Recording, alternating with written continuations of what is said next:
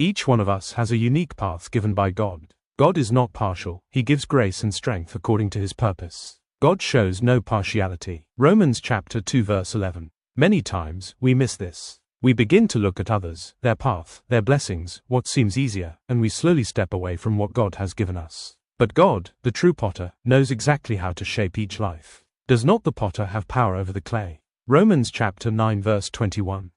When we chase what looks easier or better in someone else's life, we may miss our own calling, lose our assigned blessings, end up empty-handed. God is not asking what we copied or borrowed. He is looking for the fruit from our own life. Each tree is known by its own fruit. Luke chapter 6 verse 44.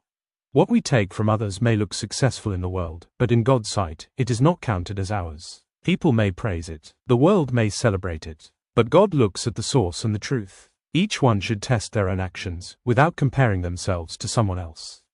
Galatians chapter 6 verse 4. The blessings God has for you cannot be taken by others, cannot be replaced by imitation, will come in the way God has designed for you. God knows how to give, when to give, and what to give.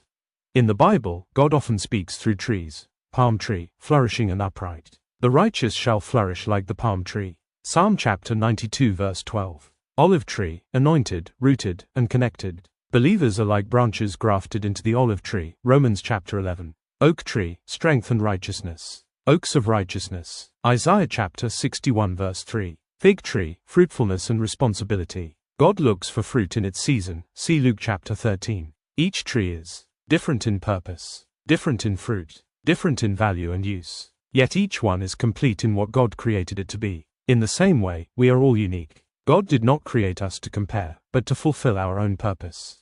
When people tried to become the same and make a name for themselves at Tower of Babel, confusion followed. Because they moved away from God's design and tried to build on human desire instead of divine purpose. Comparison and imitation still lead to confusion today.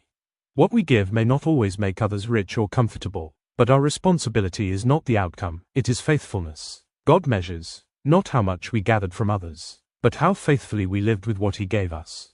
Stay in your path. Walk in your grace. Be rooted where God planted you. Bear your fruit in your season. At the end, what matters is not what looked great before people, but what was true and fruitful before God.